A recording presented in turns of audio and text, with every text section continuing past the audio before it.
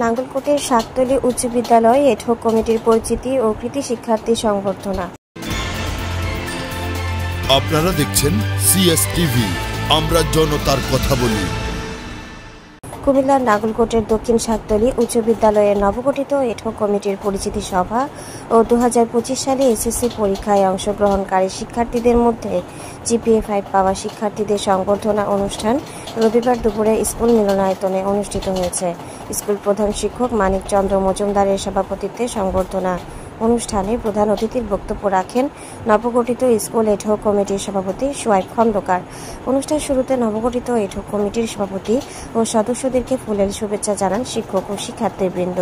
School শিক্ষক মেজবাউদ্দিনের সঞ্চালনায় অনুষ্ঠানে বিশেষ অতিথির বক্তব্য রাখেন স্কুল কমিটির অভিভাবক সদস্য নাসির উদ্দিন, সমাজসেবক আব্দুর রব, প্রবীণ শিক্ষক শাহজাহান ভূঁইয়া, অডিটর গোলাম মোস্তফা, নাঙ্গলকোট কামিল মাদ্রাসা প্রভাষক তোহা হাসান ভূঁইয়া স্বাধীন, স্কুল শিক্ষক শরীফুল ইসলাম, আব্দুল কালাম মেম্বার, সমাজসেবক আসাদুজ্জামান বাহার, জাহিদুল ইসলাম তুরান। এছাড়াও সংবর্ধনা অনুষ্ঠানে স্কুল শিক্ষক, শিক্ষার্থী, অভিভাবক এবং সামাজিক ও রাজনৈতিক ব্যক্তিবর্গ উপস্থিত ছিলেন। অনুষ্ঠান শেষে শাকতলী উচ্চ বিদ্যালয় থেকে 2025 সালে এসএসসি পরীক্ষায় অংশগ্রহণকারী শিক্ষার্থীদের মধ্যে জিপিএ 5 প্রাপ্ত শিক্ষার্থী শারমিন আক্তার, সুবর্ণ আক্তার ও ফৌজিয়া আক্তার প্রভাকে স্কুল শিক্ষক ও অতিথিবৃন্দের পক্ষ থেকে ক্রেস্ট ও ফুলেল সংবর্ধনা প্রদান করা হয়।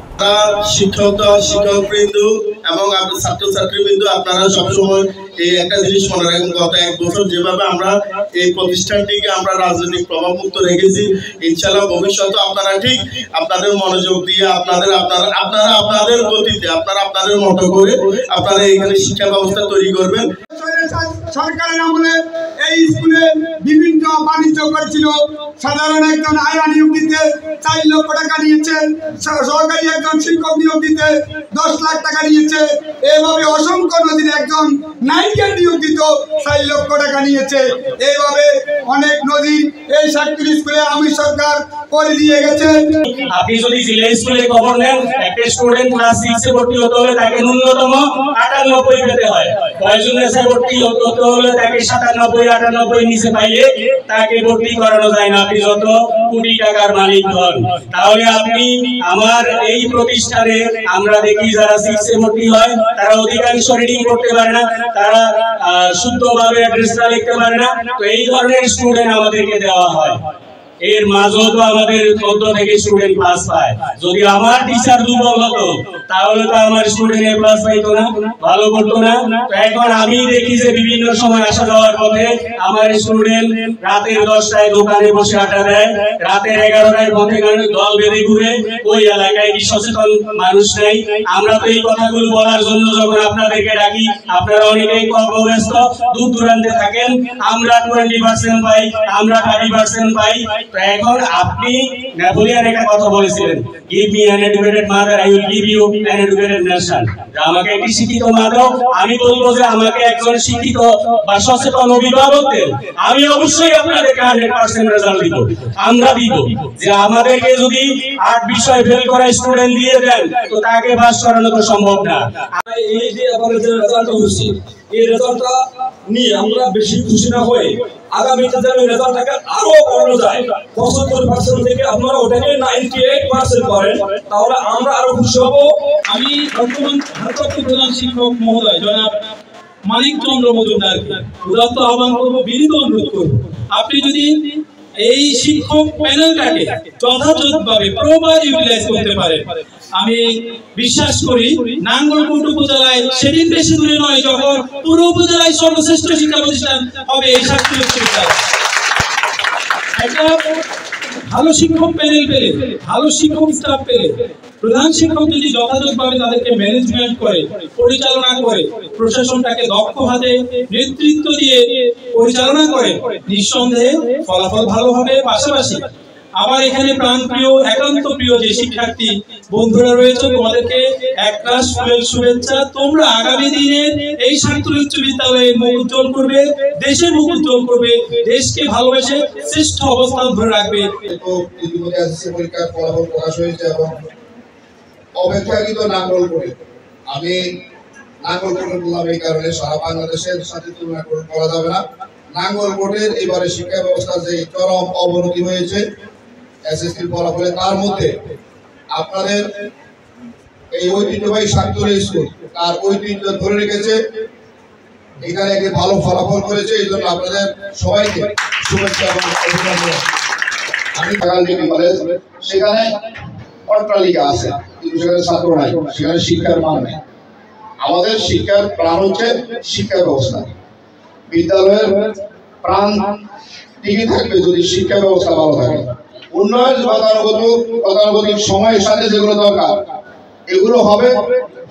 ক্ষমতায় আমরা আসি না আসি, ইনশাআল্লাহ আমি আমার অবস্থান থেকে চেষ্টা করবো, ইনশাআল্লাহ সম্ভব হবে। আপনাদের অবকাঠামোগত যদি কোনো উন্নয়নের প্রয়োজন হয় সেগুলো আমি স্কুলের শিক্ষক মন্ডল প্রধান শিক্ষক আছেন ওনাদের সাথে আলোচনা করে যা যা করা দরকার আমি উদ্যোগ দিব, ইনশাআল্লাহ এগুলা বাস্তবায়িত হবে।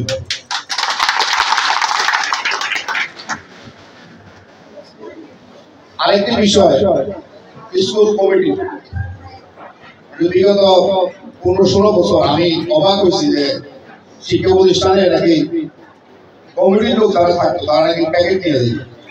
এরকম অভিজ্ঞতা আমার হয়েছে। আমি ঘরে দায়িত্ব পালন করতে গিয়েও প্রথম মিটিং আমার অভিজ্ঞতা দিল, আমাকে যাতায়াত ভাড়ার জন্য একটা প্যাকেট ধরাই দিয়েছিল। তো এটা খুব দুর্ভাগ্যজনক একটি জাতির জন্য, সবচেয়ে কলঙ্কজনক। শিক্ষা প্রতিষ্ঠান কিছুটা ব্যবসায়িক শিক্ষা প্রতিষ্ঠান আছে, প্রাইভেট শিক্ষা প্রতিষ্ঠান যারা এখানে ইনভেস্ট করে, একটা প্রতিষ্ঠান দাঁড় করায়, তারা সেখানে একটা কর্মসংস্থানের জন্য স্কুলটাকে বা যে কোনো শিক্ষা প্রতিষ্ঠান প্রতিষ্ঠা করে।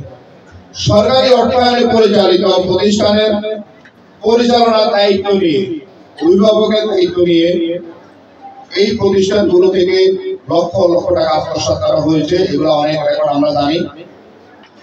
এবং শিক্ষকদেরকে অবহেলায় তাদের সাথে আচরণ করা হতো, এগুলো খুব দুঃখজনক। আমাদের পুরাণ বলছে যে স্কুলে কোনো রাজনীতিকরণ গত 1 বছর করে নাই, ভবিষ্যতে আমিও তার কথার ধারাবাহিকতা বলতে চাই। শিক্ষা ব্যবস্থার সাথে, শিক্ষা প্রতিষ্ঠানের সাথে কি রাজনীতির কোনো সম্পর্ক আছে? শিক্ষা প্রতিষ্ঠান এটা হচ্ছে সার্বজনীন শিক্ষা পদ্ধতি যেন বহাল থাকে, কোন রাজনৈতিক হস্তক্ষেপ যেন না হয়।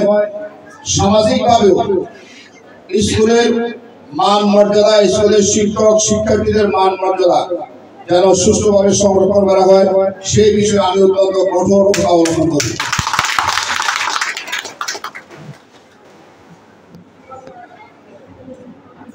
আজকের যে কৃতি শিক্ষার্থীদেরকে এখানে আমরা সম্বর্ধনা দিচ্ছি, আপনারা যারা আগামীর শিক্ষার্থী, আগামীর পরীক্ষার্থী, ক্লাস 6 থেকে ক্লাস 10 পর্যন্ত স্কুলের 685 জন ছাত্রছাত্রী বর্তমানে অধ্যয়ন করছে।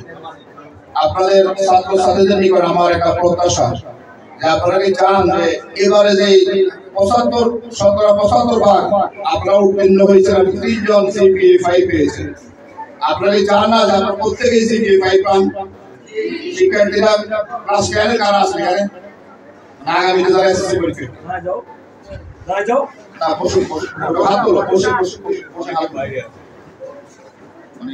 ছাত্র আছে 3 জন আর ছাত্রী বাইরে আছে।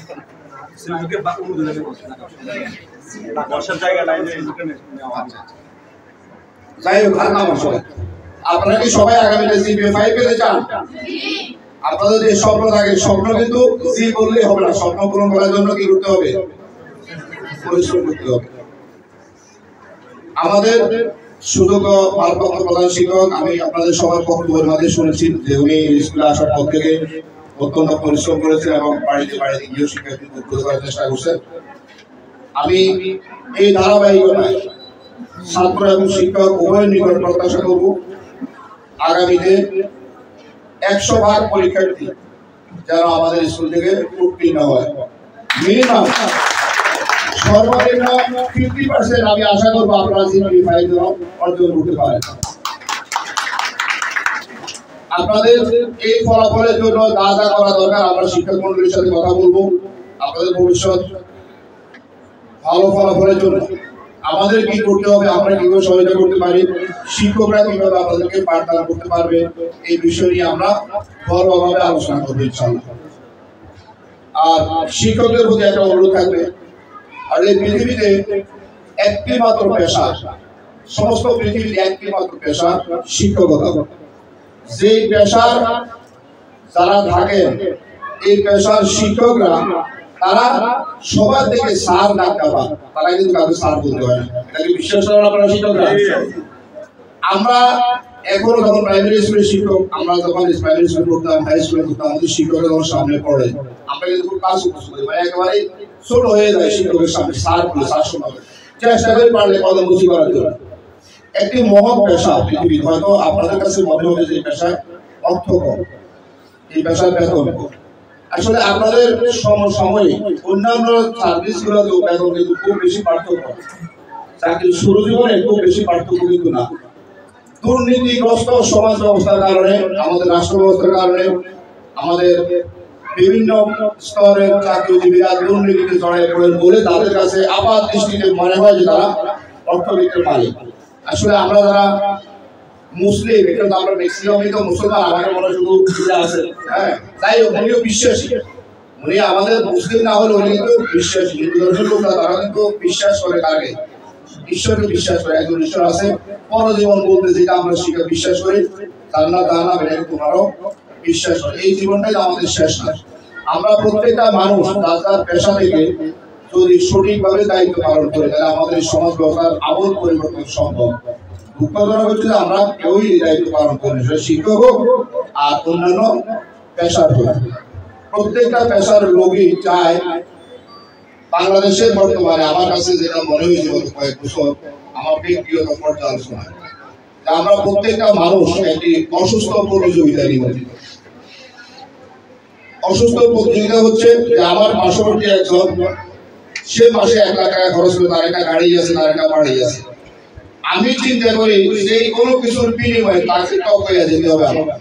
আমার 2টা গাড়ি লাগবে, আমার আরো একটা বেশি বাড়ি লাগবে, বা একটা বেশি ফ্ল্যাট লাগবে, আমার টাকা পয়সা আরো বেশি লাগবে। এই একটা অসুস্থ প্রতিযোগিতা। আসলে অর্থই জীবনের শেষ কথা, মানুষের জীবনে টাকাই তো শেষ কথা না। আমি যে কথাই বলতেছিলাম যে শিক্ষক এমন একটি মহৎ পেশা, আপনারা শিক্ষকরা চাইলে একটি সমাজকে পরিবর্তন করে দিতে পারেন। শিক্ষক এমন একটি মহৎ পেশা, আপনারা সব জায়গায় সম্মান পাবেন যদি আপনারা আপনাদের যথোপযুক্ত দায়িত্ব পালন করেন।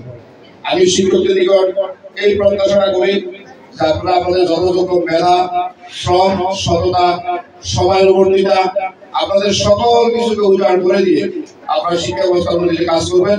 আমরা কথা দিচ্ছি, ছাত্র শিক্ষক, ছাত্র অভিভাবক এবং আমরা সমাজে যারা বসবাস করি, আমরাও আপনাদের যথাযথ সম্মান এবং মর্যাদা দান করব।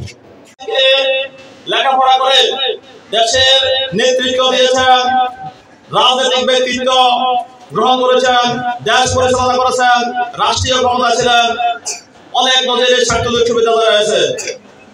তাদের ধারাবাহিকতা 2025 খ্রিস্টাব্দ সালে এই ছাত্র বিশ্ববিদ্যালয় থেকে 102 জন পরীক্ষার্থী অংশগ্রহণ করে, তার মধ্যে 57 জন কৃতকার্য হয়েছে, জিপিএ 5 পেয়েছে 3 জন। এটা আপনাদের দোয়া, এদেশের মানুষের দোয়া, এই সফলতা। আমি আমার শিক্ষক মন্ডলের কাছে কৃতজ্ঞ। আমার মনে আছে রমজান মাস আমি ছাত্রদেরকে বাড়িতে যাইতে দিই নাই, তারা হয়তো সাময়িক আমার উপরে একটু মনোবর্ষ নিয়েছেন। পরে এটা আমি যেভাবে কথা দিয়ে পারি, যেভাবে পারি ছাত্রদেরকে সান্ত্বনা দিয়ে মনে প্রভূত এনেছি। তারা অত্যন্ত কষ্ট করেছেন, তারা রমজানের 1 দিন আগে বাড়িতে গিয়েছেন। আমি 3.5 মাস কোচিং করেছি। এটা সাধারণ অবদান, এর সাফল্য আমার না, আল্লাহর অপ্রীতির দান, এদেশের মানুষের সহায়তা এবং আমার ছাত্রদের কষ্টের ফসল। আপনারা দেখছেন CS টিভি, আমরা জনতার কথা বলি।